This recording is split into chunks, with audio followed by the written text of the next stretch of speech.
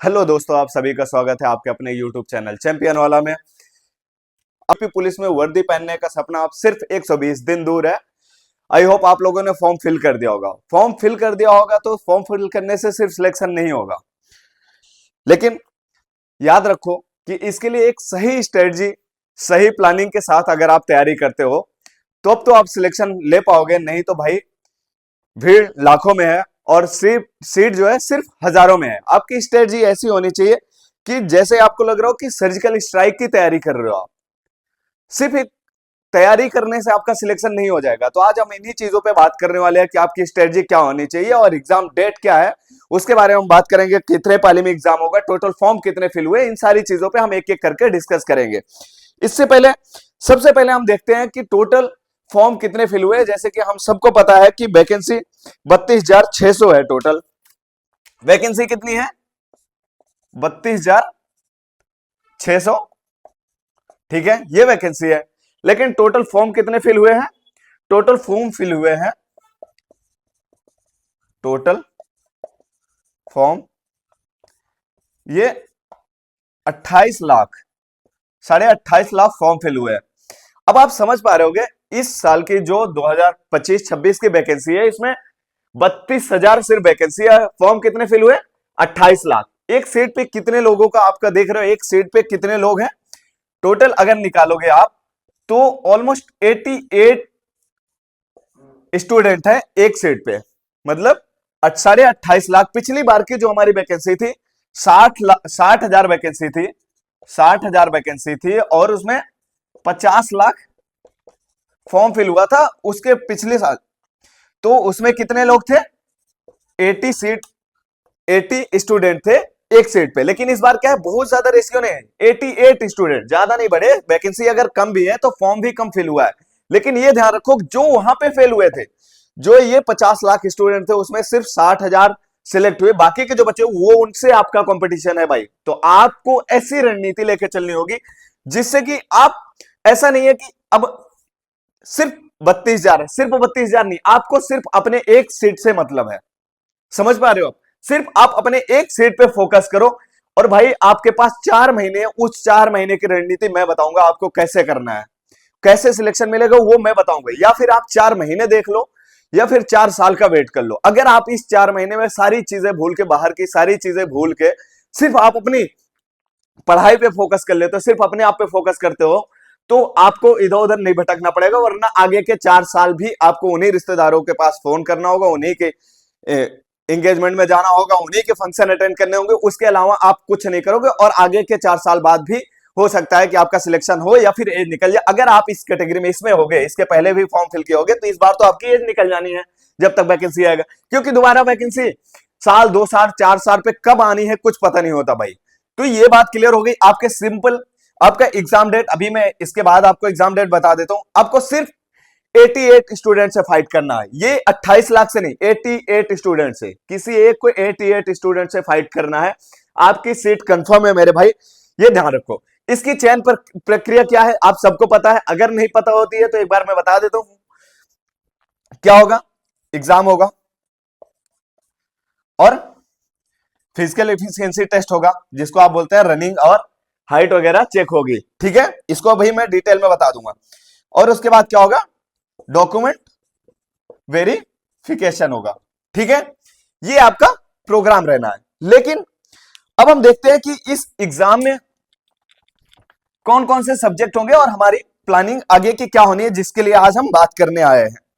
ठीक है, उससे पहले मैं फटाफट एक करके बता देता हूं एग्जाम क्या होना है। एग्जाम हम सबको पता है, सबसे ज्यादा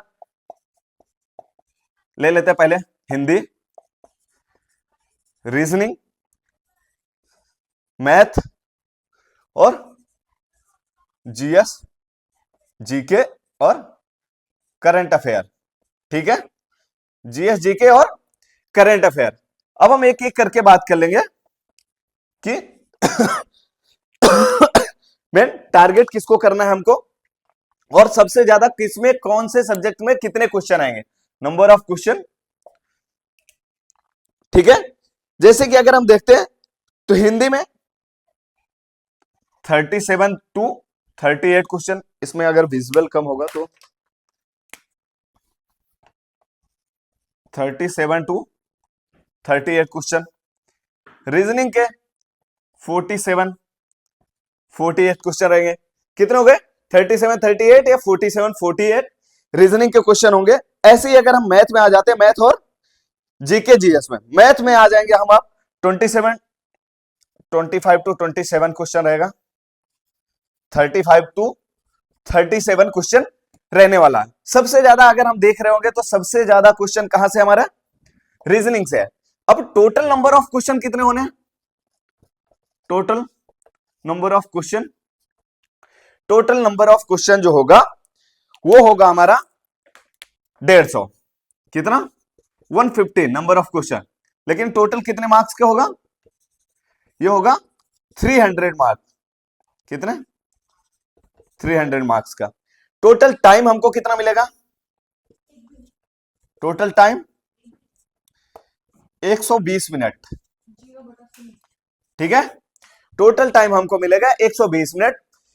प्रत्येक क्वेश्चन क्या होंगे? 2 नंबर के होंगे। टोटल 150 क्वेश्चन है और 300 मार्क्स का है। 2 घंटे हमको मिलेंगे टोटल क्वेश्चन सॉल्व करने के लिए।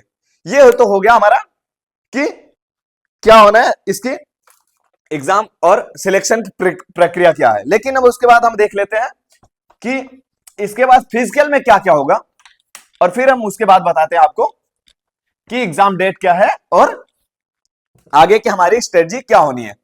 फिजिकल में अगर हम ले लेते हैं फिजिकल एफिशिएंसी टेस्ट, फिजिकल में मेल और फीमेल। ठीक है, यहां पे ले लेते हैं हाइट, जनरल, ओबीसी, एससी। ठीक है, और एसटी। फिर यहां पे हाइट ले लेते हैं और यहां पे चेस्ट आ गया। ठीक है, सबसे बड़ा पॉइंट ये है कि आपको इसमें क्या क्या ध्यान रखना है। जैसे मेल की हाइट में ध्यान रखेंगे हम कि इनका होगा 168 सेंटीमीटर, जनरल, ओबीसी और एससी का। एसटी का होगा ओनली 160 सेंटीमीटर। ये आपको एक बार बता दे रहा हूं, बाकी फॉर्म फिल कर चुके हो, अब दोबारा तो आपके काम आना नहीं है। चेस्ट का क्या होना है? चेस्ट आपकी होनी चाहिए, मिनिमम होनी चाहिए, आप आ जाओ 80 टू 85। ठीक है, चेस्ट होनी चाहिए। ये आपका क्या है कि एग्जाम तो निकाल लोगे, लेकिन फिजिकल भी आपको ध्यान रखना है। और उसके बाद हमारा आ जाते हैं running. Running running 4.8 kilometre 25 minute. कितने? 4.8 किलोमीटर 25 मिनट में। ठीक है, ऐसे ही अगर हम देखते हैं तो इसका है हाइट 157 सेंटीमीटर, और अगर ये जनरल का है 157 सेंटीमीटर, और एससी एसटी का है जो 147 सेंटीमीटर। ध्यान रहे, लड़कियों में चेस्ट का मेजरमेंट नहीं होता है, लेकिन इनका वेट चेक किया जाता है। वेट मिनिमम होना चाहिए 40 केजी। कितना होना चाहिए? वेट मिनिमम होना चाहिए 40 केजी। और इनकी रनिंग रनिंग होनी चाहिए 2.4 किलोमीटर इन 16 मिनट। ठीक है, 2.4 किलोमीटर 16 नहीं, सॉरी 14 मिनट। ये रह गया। उसके बाद हमारा डॉक्यूमेंट वेरिफिकेशन होगा। अब हम देखते हैं कि आगे का हमारा जो 120 दिन के टाइम है, हमारे पास जो 120 दिन के टाइम मिला हुआ है हमको, एग्जाम डेट तो आ चुकी है, तो उसके अकॉर्डिंग हम देख लेते हैं क्या होता है भाई। कि अब सबसे पहले आप लोगों को बता देता हूं कि एग्जाम डेट जो हमारी है, एग्जाम डेट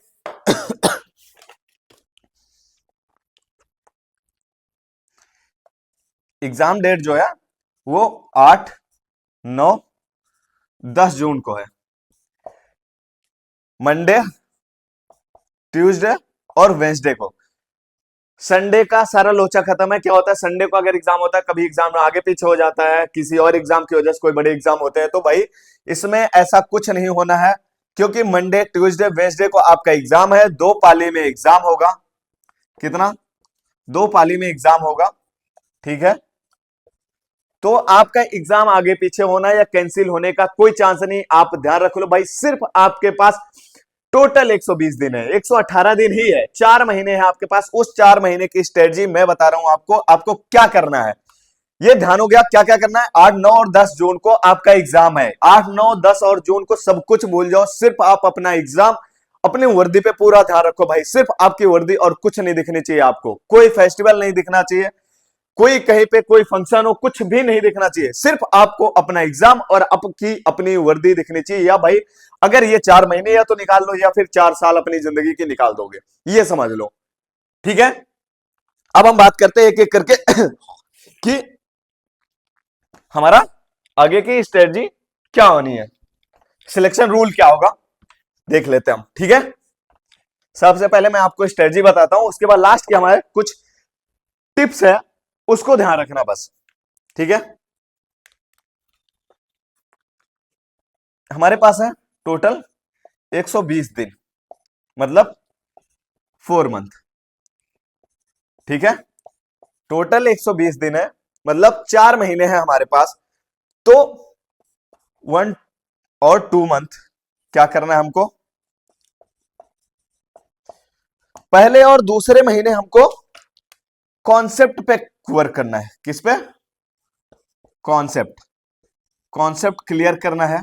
और इसके साथ साथ जैसे ही एक चैप्टर कंप्लीट हो जाता है, कॉन्सेप्ट, किसी एक चैप्टर के कॉन्सेप्ट को क्लियर किए हम, उसके बाद हम डेली 20 क्वेश्चन, डेली मींस जब एक चैप्टर, किसी एक चैप्टर का कॉन्सेप्ट क्लियर हो जाता है, तो उस चैप्टर के 20 PYQ आपको सॉल्व करना है।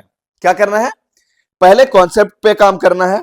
ठीक है, उसके बाद डेली 20 PYQ आपको सॉल्व करना है। ठीक है, उसके बाद फिर हम आ जाते हैं तीसरे मंथ में, थर्ड मंथ। ठीक है, थर्ड मंथ की हमारी प्लानिंग ये है कि आप क्या करोगे, जो कॉन्सेप्ट क्लियर हो चुका है, कॉन्सेप्ट हम जो क्लियर कर चुके हैं, कॉन्सेप्ट क्लियर, अब उसको अप्लाई करना है।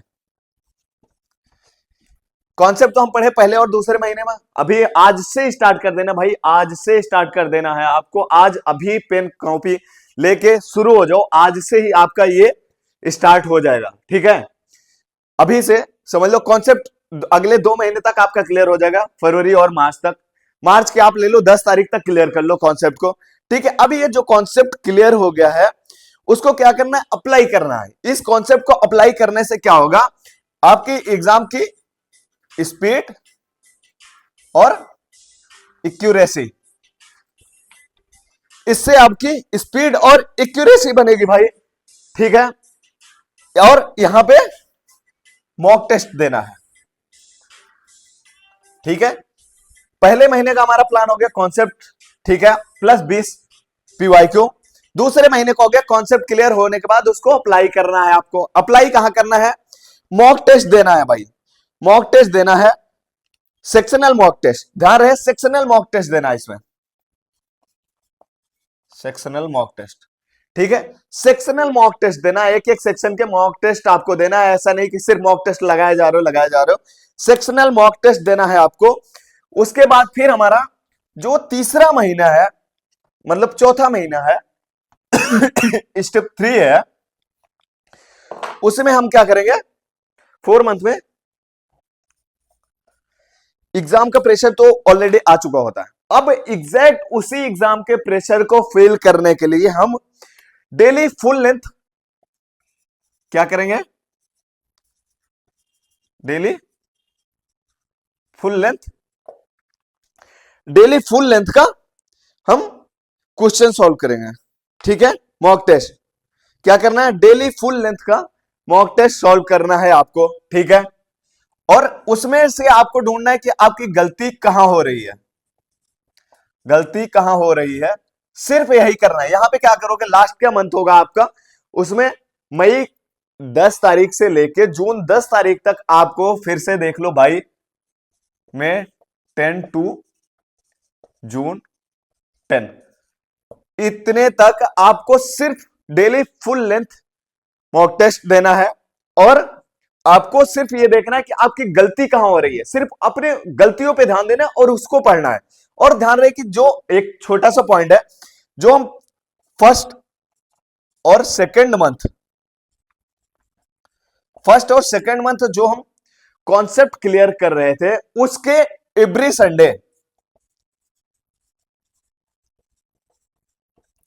संडे आपको कुछ नया नहीं पढ़ना। ये आपके लिए टिप है भाई, कुछ नया आपको नहीं पढ़ना। एवरी संडे आपको कुछ भी नया नहीं पढ़ना है। जो पिछले 6 दिन में आप पढ़े होगे उसी को रिवाइज करना है भाई। बस फिर से बार बार एक ही बात बोल रहा हूं, या तो 4 महीने लगा दो या तो 4 साल अपनी जिंदगी का लगा दो बस भाई, कहीं कुछ नहीं, कोई नहीं काम आने वाला आपके, ये ध्यान रख लो, ठीक है। अब अगर हम एक लास्ट पॉइंट बोलूंगा, जो हमारे जो सिलेक्शन रूल है, जो मेरा अपना एक्सपीरियंस रहा है अभी तक का, मैं वो बताऊंगा आप एग्जैक्ट क्या करो। ये तो हमारा हो गया प्लानिंग पूरे 4 महीने का कि हमको कैसे करना है, स्टेप बाय स्टेप देख लिए, ठीक है। अब एक एक पॉइंट से हम देख लेते हैं। सबसे पहला क्या, कॉन्सेप्ट क्लियर, क्लियर। सेकंड क्या है, पीवाईक्यू है, ठीक है। थर्ड क्या है हमारा, प्रैक्टिस है। लेकिन इसके साथ साथ इसमें क्या करना है, जो कॉन्सेप्ट क्लियर में है इसमें आपको शॉर्ट नोट बनानी है भाई, शॉर्ट नोट्स, ठीक है। कुछ बड़ा नोट्स नहीं बनाया क्योंकि अपने पास इतना टाइम नहीं है कि हम रिवाइज कर सके। रिवीजन कहां करना है आपको, लास्ट मंथ में, जब आप फुल लेंथ का मॉक टेस्ट दोगे तब, ठीक है। अब लेकिन ये जो हो गया, कॉन्सेप्ट क्लियर हो गया, पीवाईक्यू हो गया, प्रैक्टिस हो गया, इसके साथ साथ भाई 2 दिन में फिजिकल नहीं हो जाता, तो फिजिकल के लिए भी आपको डेली 1 घंटे देने हैं, ठीक है। कितना देना है, डेली आपको फिजिकल के लिए 1 घंटे अपने रूटीन से निकालना। इससे क्या होगा, आपका माइंड फ्रेश होगा और आप और अच्छे से पढ़ाई कर पाओगे। सिर्फ पढ़ाई में नहीं डूब जाना, आपको यह ध्यान रखना है कि डेली 8 घंटे पढ़ना ही पढ़ना है भाई। अगर आप लोगों को लगता है ये हमारी स्ट्रेटजी सही है, तो अगर आप लोगों को लगता है कि आपके लिए मैं एक पूरा प्लान, पूरे दिन का प्लान बनाऊं कि आप दिन भर में कितने घंटे कौन से सब्जेक्ट को देना है और स्पेशली कौन से सब्जेक्ट से कौन से टॉपिक को कितना पढ़ना है, ये ऐसी वीडियोस चाहिए तो आप बताना। नेक्स्ट वीडियो हमारी जो आने वाली है उस पे हम इसी पे डिस्कस करेंगे। आपका पूरा प्लान होगा, ये 4 महीने का आपका प्लान होगा, टोटल 1-1 घंटे को डिवाइड करेंगे, आपके रूटीन को बनाएंगे और उसके बाद फिर हम ये भी बताएंगे आपको कि आप कौन से सब्जेक्ट में कौन से टॉपिक पे ज्यादा आपको ध्यान देना और कौन से सब्जेक्ट को ज्यादा अच्छे से ध्यान रख के पढ़ाई करनी है आपको, ठीक है। ये रहा आज का भाई हमारा पूरा सेशन। अगर आप लोगों को अच्छा लगा हो तो चैनल को सब्सक्राइब करो और अपने दोस्तों को भी शेयर करो और हमारे वीडियोस को लाइक करो। धन्यवाद।